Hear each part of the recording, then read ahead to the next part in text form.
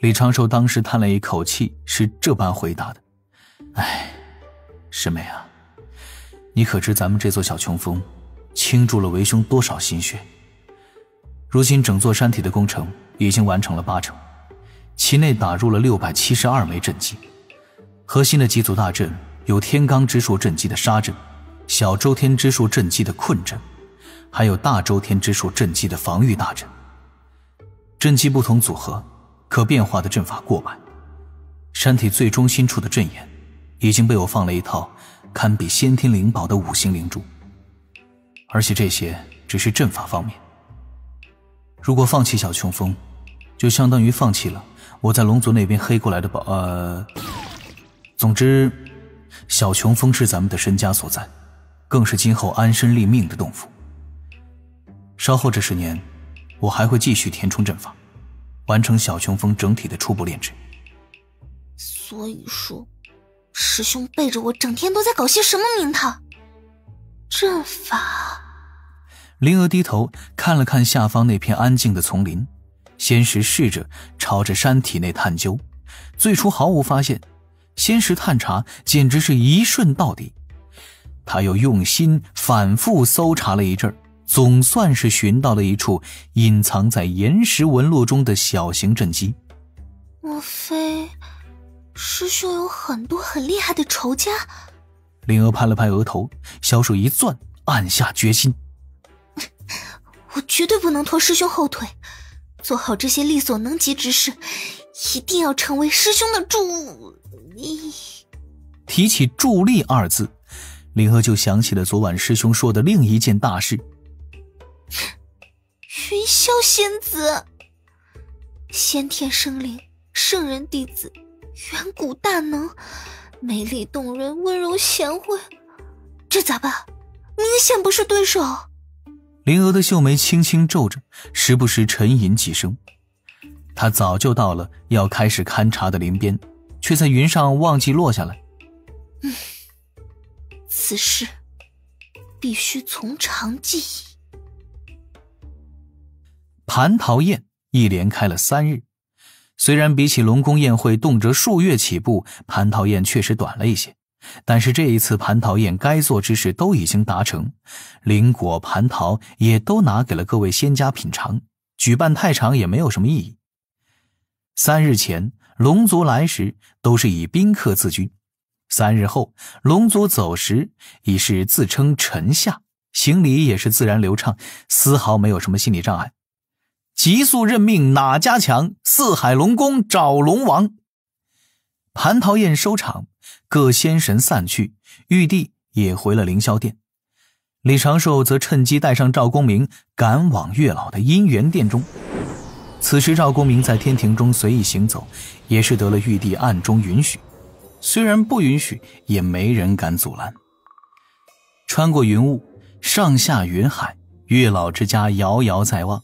李长寿笑道：老哥，看，那里就是姻缘殿了，月老此前就已回来等候，咱们直接进去找他就是。好嘞。赵公明在袖中摸出了那坛果子酒，像模像样的提在手中，与李长寿并肩前行，驾云飞到姻缘殿前。身着大红喜袍的月老带着2名童子匆匆迎来，在殿前与2个人一番寒暄，将2位贵客引入了偏殿中。宾主入座，童子奉茶。赵公明送上礼物，又沉吟几声，想开口却觉得面皮发烫，干脆对着李长寿使了一个眼色。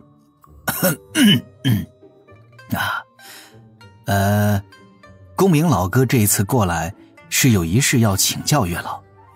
月老掌管姻缘，每日都与姻缘打交道，这3界之中想必没有人比你更懂姻缘之事了。我就是被玉帝放在姻缘殿看门的月老，一个几万岁的纯阳天仙，懂个屁的男女之情啊！但是月老心底虽然有些无力吐槽，却露出了一副气定神闲的模样，笑道：其实只是略懂。赵公明顿时眼前一亮，心底觉得这位月老更靠谱了几分。李长寿又道：今日之事，月老可不能对旁人提及。公明道友和水神您的规矩，小神都懂。月老淡定地笑了笑，左手一抬，中气十足的朗声道：天道在上，小神今立下大道誓言。赵公明这才将一颗老男之心放回了肚子里，虽然有些风评被害的错觉，但确确实实是安稳了不少。待月老立完誓，李长寿开口，待赵公明说出了那一点烦心事，如此如此，这般这般。月老听罢也是一笑，原来是这般呐。这位金光圣母对公明道友已是到了热浪之境，但公明道友对金光圣母却只是在好感之境。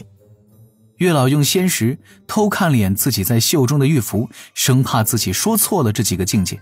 随后月老缓声道：这是一种情感大道修行上的落差，在姻缘关系中很常见，用我姻缘殿的习惯称之为情感强弱势变化当然简单来说是一方单相思，一方无牵挂。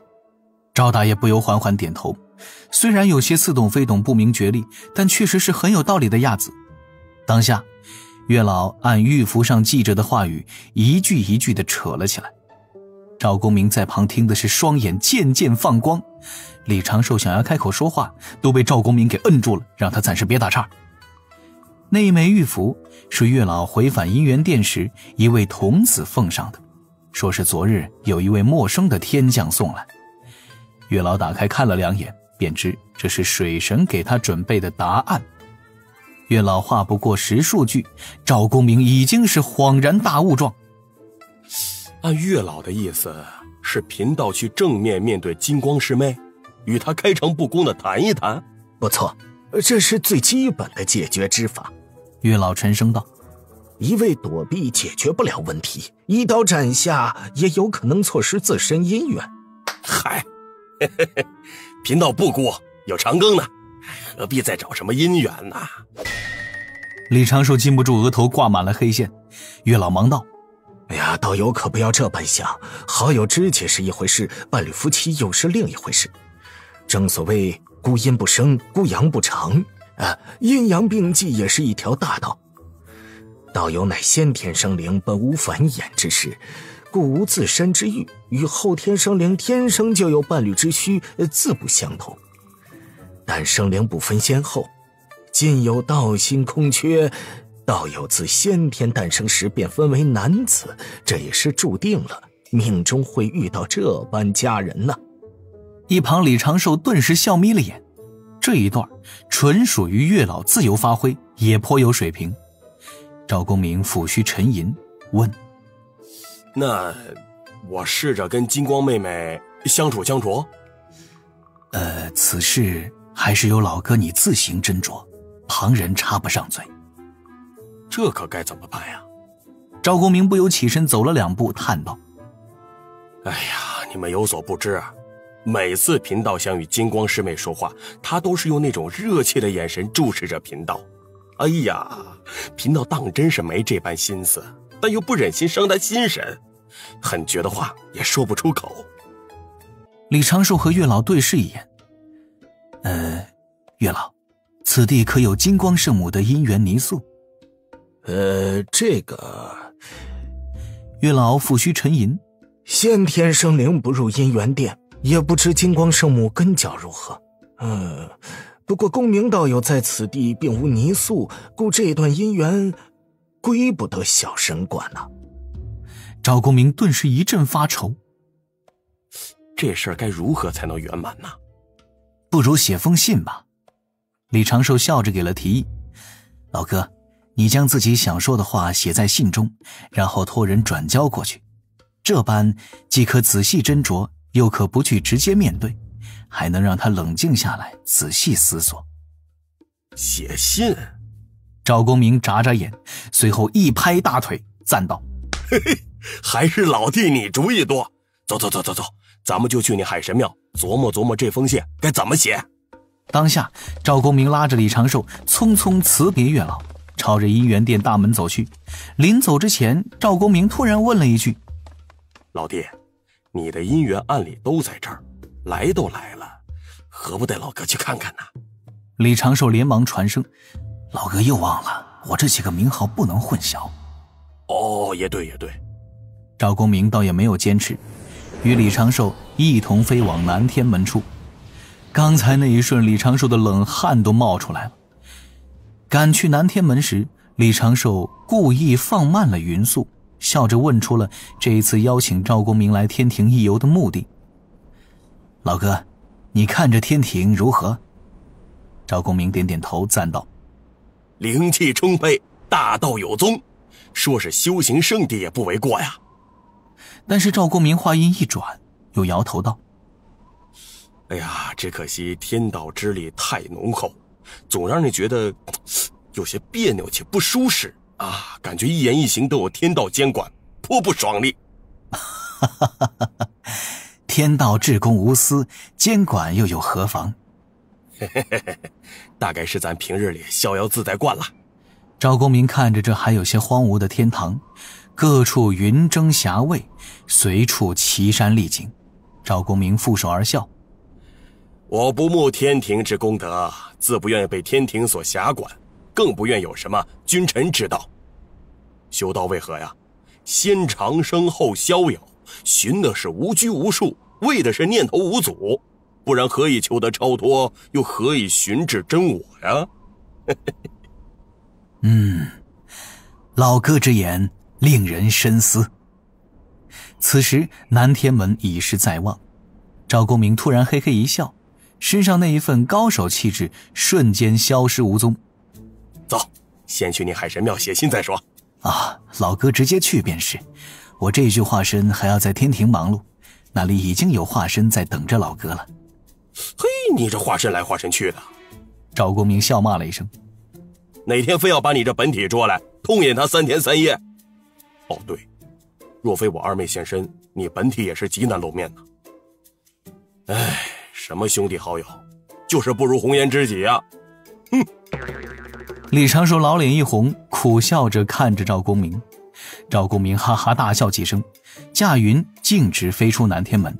守门天将早已经得了传信，各自就当没有看见这位截教大能。目送赵公明离了天门，李长寿的眼底却划过了少许无奈。金光圣母，十天君，这也是封神入劫的一根引线。李长寿也不知自己是该强行干预，还是放任自流。稳妥起见，自己要算计封神大劫，就要在不知封神大劫这回事的角度去筹谋布置，如此才可以避免招来天罚什么的。算计的最高境界是不要多做什么，却能够让一切自己想发生之事水到渠成。而李长寿怀疑，这才是太清老爷顺其自然4个字真正的内涵。海神大人啊，不，水神大人，竟然在此地遇到！远处传来了熟悉的嗓音，李长寿扭头看去，却见华日天驾云而来。华元帅！李长寿拱拱手，与华日天互相见礼，又颇为默契，一同驾云飞往此时已经开始动工换牌匾的海神府。话还没说几句，华日天就是一阵大笑，心情无比的舒畅，感情十分动荡。李长寿驾云慢慢行着，等玉帝陛下笑完。毕竟本体不能这般放浪形骸，只能够搞一个化身来宣泄一下情绪了。华日天传声道：长庚，龙族之事初定，吾心甚慰，你可有什么想要的奖赏？若有所求，尽管提来。李长寿心念一动，陛下，小臣今日当真有所请，想在天庭要一小块地。此乃小事，不足做奖赏。你那府邸便是再扩个10倍100倍也无妨。啊，陛下，小臣是想在兜率宫旁边要一小块地，把府邸搬过去，离着老君近一些。兜率宫？华日天顿时也面露正色，略微思量，笑道：这般事，爱卿你自己决定便是。老君只要不赶你，天庭任你居所。李长寿立刻传声道谢，他要的就是玉帝这般许可。今后小琼峰自然不会直接在天庭现身，小小的几层伪装也是要的。如何完成小琼峰流浪计划第5步，李长寿有几种不同的解决方案。最优方案现在还缺了一门神通，一则阵法，后面需要找大法师求援。对了，长哥，华日天笑着问了声：“那陆压之事，你可有眉目了？”李长寿正色道：“陛下，小神此时只知这陆压躲在太阳星金乌宫中。”哦。华日天看向了天边的太阳，目中划过2道金光。长庚，不如你带一支兵马去围住那金乌宫，我暗中出手，灭杀此妖精余孽。小神恐怕无法带兵前往。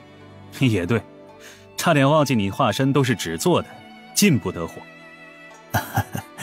而且陛下，这小金屋背后有圣人娘娘护持，便是圣人娘娘为他遮掩了天机，此事也是大法师亲手推算而出。华日天双目一眯，面色有些凝重。若如此，倒是有些麻烦了。李长寿略微有些出神，透过藏在东胜神州与南赡部洲边界某处山林中的指导人，用仙识看了一眼此时正在给陆压道人牌位上香的那一对妖族夫妇。也不知道陆压道友现在状况到底如何。哎呦，玉帝陛下该不会真带人去平了金乌宫吧？李长寿的指导人回了海神府，心底一直泛着这般担心。此时天庭刚接手龙族，在将龙族转化为天庭助力之前，龙族会牵扯天庭大部分的精力，这时再去挑拨妖族神经实为不智。稳妥起见，还是等龙族没了后顾之忧，天庭本体的硬实力增加几成，再以陆压之事为切入点，引动妖族对抗天庭，捉其画柄，使其失意，趁机清剿业障大妖，助天庭一飞冲天。这只是一点点小算计罢了，日常操作。